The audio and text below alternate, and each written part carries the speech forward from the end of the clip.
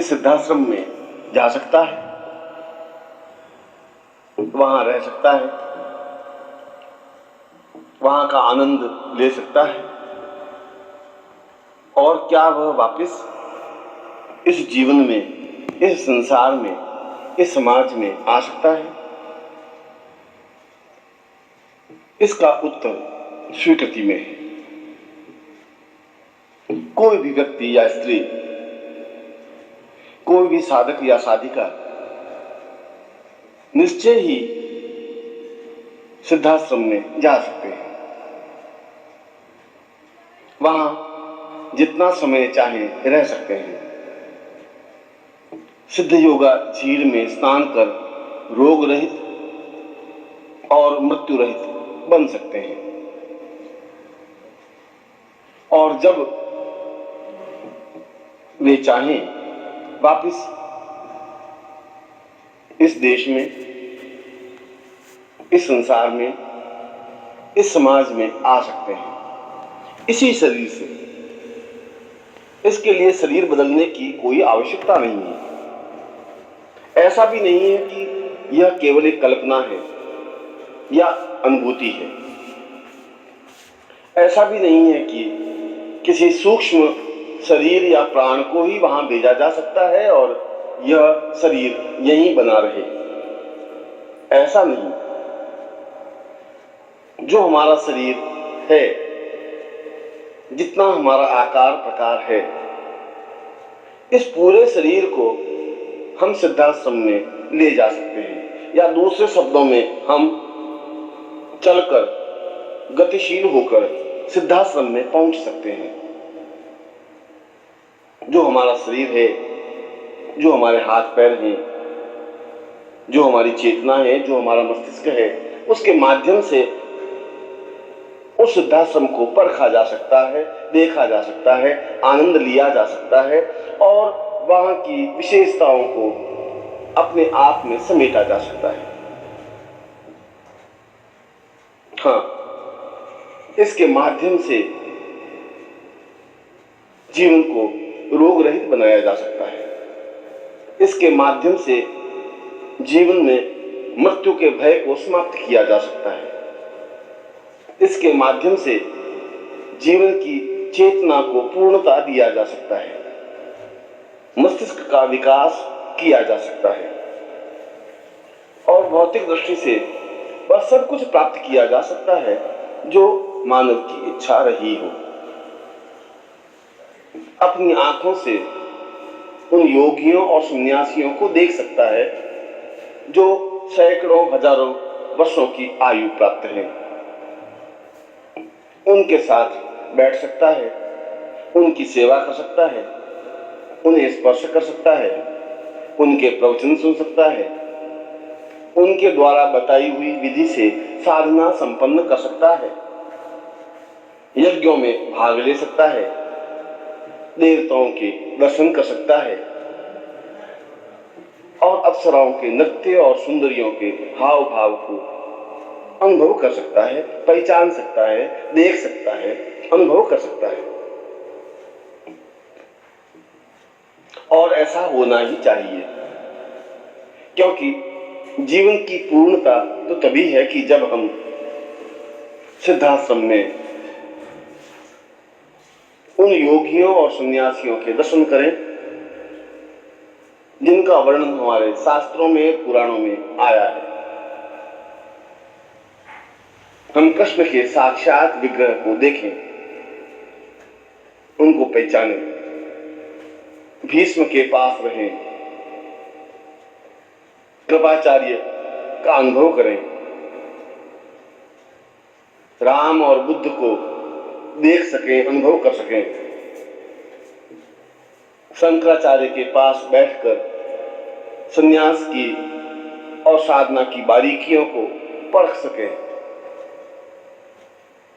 और परम पूज्य गुरुदेव स्वामी सच्चिदानंद जी के दर्शन कर जीवन को धन्य कर सकें, जीवन को पूर्णता दे सकें, जीवन में आनंद की वृष्टि कर सकें। यह सब कुछ संभव है और ऐसा कई सामान्य मनुष्यों ने किया है, जो आपके और हमारे बीच के हैं, जिनकी उपस्थिति आपके और मेरे बीच में रही, जो इसी समाज के व्यक्ति हैं, जो आपकी तरह हाड़ मांस से निर्मित हैं। वे सिद्धाश्रम में गए हैं, इन सब का अनुभव किया है, कुछ समय तक वहां रहे हैं, सिद्ध योगा झील में स्नान कर अपने जीवन को पूर्णता देने में समर्थ हो सके हैं और योगियों के दर्शन कर अपने जीवन को कृतार्थ बना सके हैं और वापस इसी देह से इस समाज में आ सके हैं। यदि वे ऐसा कर सकते हैं तो आप भी ऐसा कर सकते हैं। आवश्यकता है दृढ़ निश्चय की, आवश्यकता है संकल्प शक्ति की, आवश्यकता है चिंतन और विचार की, आवश्यकता है विश्वास और श्रद्धा की। प्रश्न यह उठता है कि किन विधियों से या किन तरीकों से सिद्धाश्रम में प्रवेश किया जा सकता है। यह कार्य कोई बहुत कठिन और असंभव नहीं है, अत्यंत सहज और सरल है। इसके दो प्रकार हैं। एक प्रकार तो साधना के माध्यम से है, जब साधक सिद्धाश्रम दीक्षा प्राप्त करे गुरु से और उस पूरे शरीर में सिद्धाश्रम दीक्षा का संचरण करे। यह दीक्षा अपने आप में सामान्य और सरल नहीं होती। यह तो जब आपके मन में हिलोर उठे, जब आप गुरुदेव से प्रार्थना करें, उनके पास उपस्थित हों और उनकी कृपा से ऐसी दीक्षा प्राप्त हो जिससे कि यह सारा शरीर सिद्धाश्रम में जाने के योग्य बन सके। जब ऐसी दीक्षा संपन्न हो जाए तब गुरुदेव के बताए हुए तरीके से साधना विधि से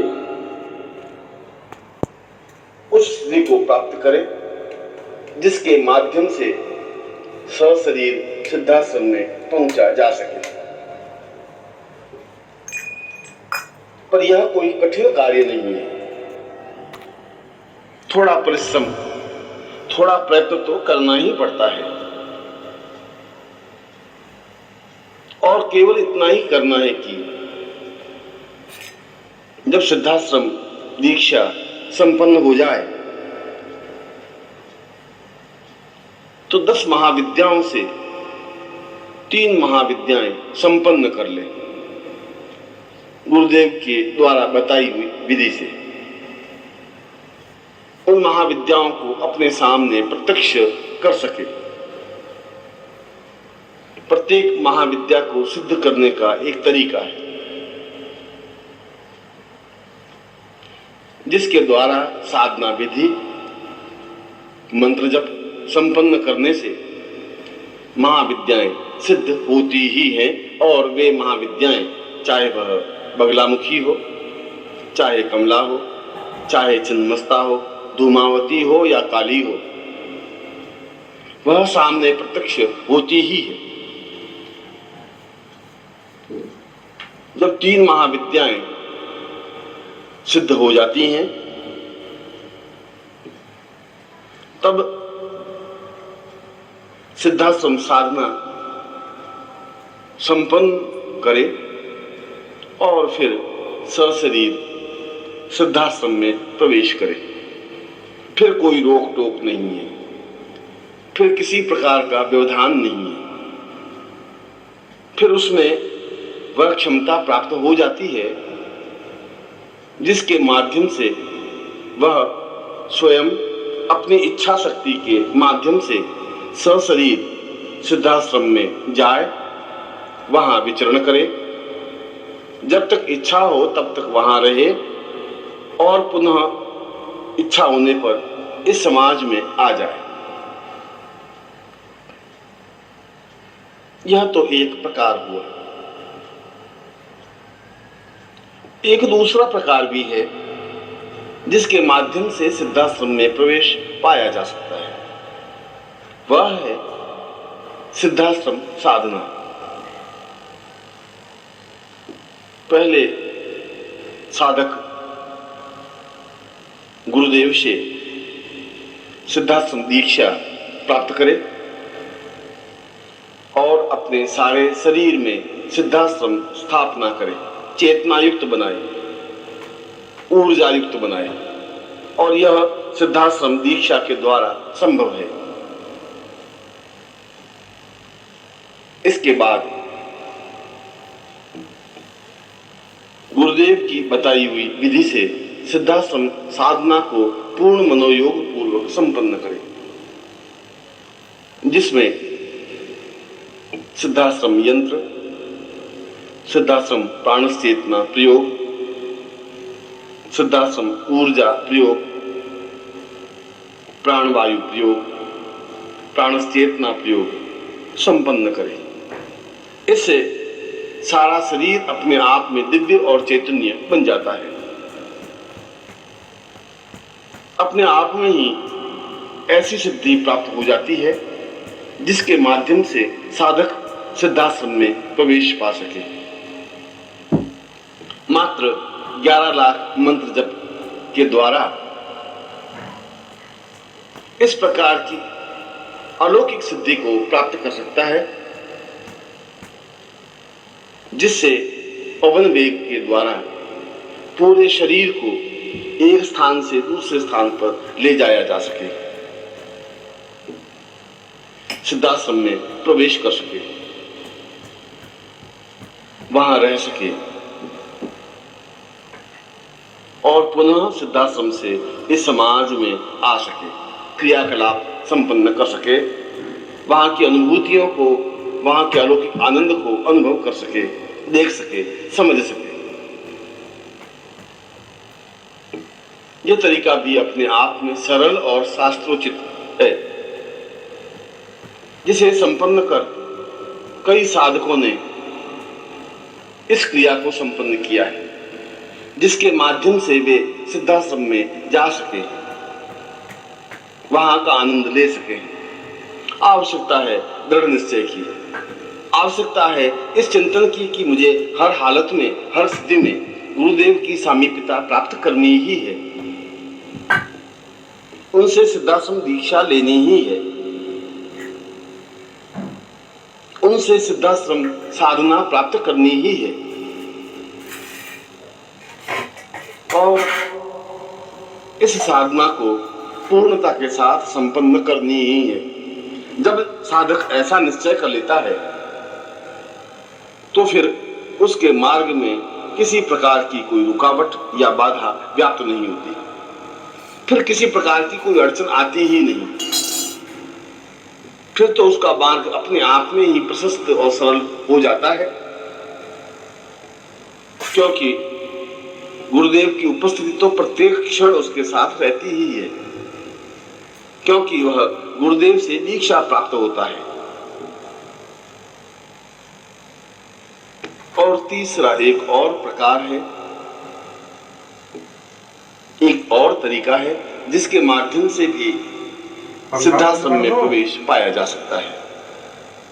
आदि यह है गुरु के साथ सिद्धाश्रम में प्रवेश करने की स्थिति। पर इसके लिए जरूरी है कि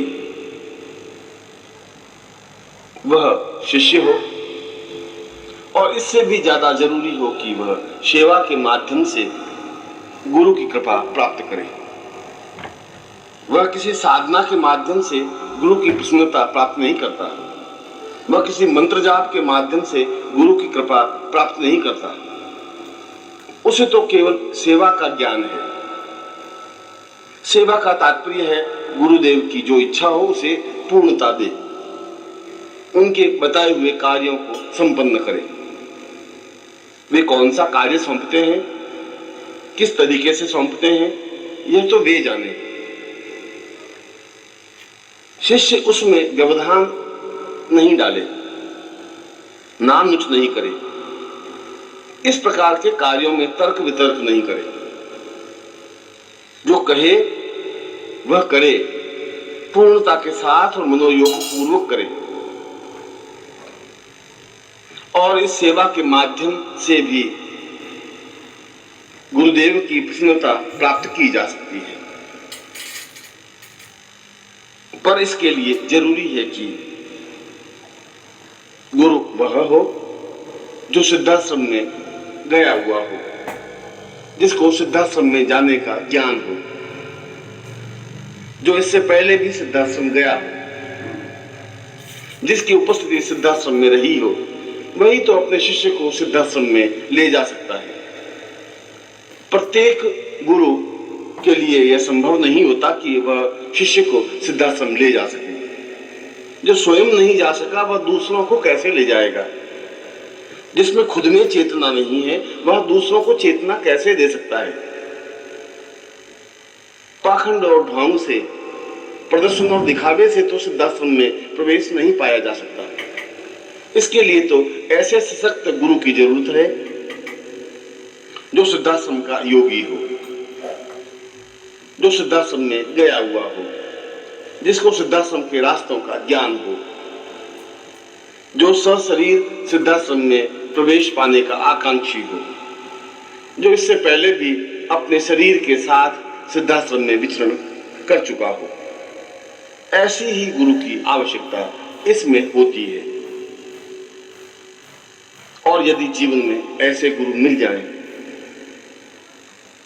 तो फिर एक क्षण भी चूकना उचित नहीं है। जीवन के जिस मोड़ में भी वह मिल जाएं, जीवन के जिस स्थिति में भी ऐसे गुरु दिख जाएं, दौड़कर उनके चरणों को पकड़ लेना ही जीवन की पूर्णता है। उनके चरणों से लिपट जाना ही जीवन की श्रेष्ठता है। उनके चरणों से एकाकार हो जाना ही जीवन की प्रामाणिकता है। और ऐसी स्थिति आने पर वह केवल गुरु सेवा के द्वारा ही उस स्थिति को प्राप्त करता है जो साधना के द्वारा प्राप्त होती है।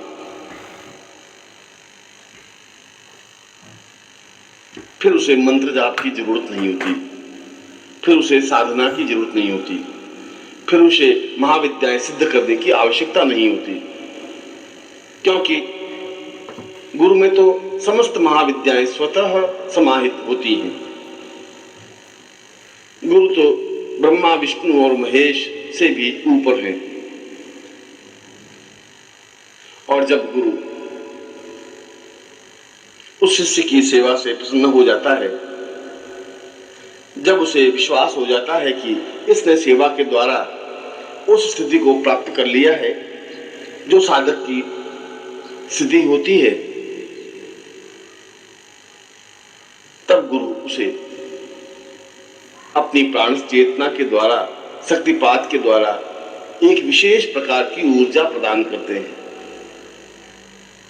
जिसके माध्यम से उस शिष्य की सारी चेतना, सारा शरीर अपने आप में ही प्राणवान और वेगवान हो जाता है। हजारों लाखों मील की यात्रा वह कुछ ही मिनटों में संपन्न कर सकता है। तब गुरुदेव किसी एक विशेष समय में उस शिष्य को अपने साथ सिद्धाश्रम में ले जाते हैं, उस शिष्य को सिद्धाश्रम से परिचित कराते हैं, और वह शिष्य या शिष्या सशरीर सिद्धाश्रम में विचरण कर सकती है। आदि उसे भी वही स्थिति प्राप्त होती है जो साधक को प्राप्त होती है। उसे भी वही स्थिति प्राप्त होती है जिसके माध्यम से वह जितना समय चाहे सिद्धाश्रम में रह सकता है, उन योगियों के दर्शन कर सकता है, क्योंकि गुरु तो वहां पर भी वंदनीय होता है, क्योंकि वह इससे पहले कई बार सिद्धाश्रम जा चुका होता है। वहां की प्रत्येक घटना का वह साक्षीभूत स्वरूप होता है। वहां के कण कण से वह परिचित होता है। और ऐसा शिष्य सेवा के द्वारा, गुरुदेव के द्वारा दी हुई शक्तिपात के द्वारा, गुरुदेव के द्वारा प्रदान की हुई प्राण चेतना के द्वारा अपने सारे शरीर को वेगवान बनाकर गुरुदेव के साथ ही अपने शरीर के द्वारा, अपने शरीर के साथ, अपने पूरे शरीर और चेतना के साथ सिद्धाश्रम में प्रवेश पा सकता है। और वह देख सकता है उस सिद्धाश्रम को जो अपने आप में अलौकिक और अद्वितीय है, जो प्राण चेतना युक्त है, जो अपने आप में श्रेष्ठ है, जो देवताओं के द्वारा वंदनीय है। और ऐसा शिष्य सिद्ध योगा झील में स्नान कर उस परम सत्य की अनुभूति कर सकता है जिसे ब्रह्म कहा गया है, जिसे अलौकिक कहा गया है, जिसके द्वारा जीवन की पूर्णता प्राप्त की जा सकती है, जिसे शास्त्रों में और वेदों में पूर्णमदः पूर्णमिदं पूर्णात् पूर्णमुदच्यते कहा है। क्योंकि जीवन की पूर्णता तो सिद्धाश्रम में प्रवेश करने पर ही संभव है। और यह तीसरा प्रकार ज्यादा सरल है, ज्यादा सहज है, ज्यादा संभव है। पर यह सेवा किसी स्वार्थ से प्रेरित नहीं है। जब शिष्य आकांक्षा लेकर के सेवा करता है तो उसमें स्वार्थ की दुर्गंध आती है। वह जो भी कार्य करे सेवा भावना से करे, उसमें किसी प्रकार का छल या दिखावा न हो, मन में किसी प्रकार का संदेह और भ्रांति न हो, मन में किसी प्रकार का कपट या असत्य न हो।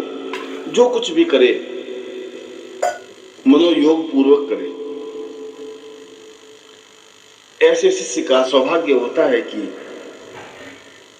गुरु के चरण उसे प्राप्त हो, वह उनके पैरों को स्पर्श करे, उनकी सेवा करे, उनके शरीर को मंदिर समझे, उनके प्राणों को देवता स्वरूप समझे, उनकी आज्ञा को वेद वाक्य अनुभव करे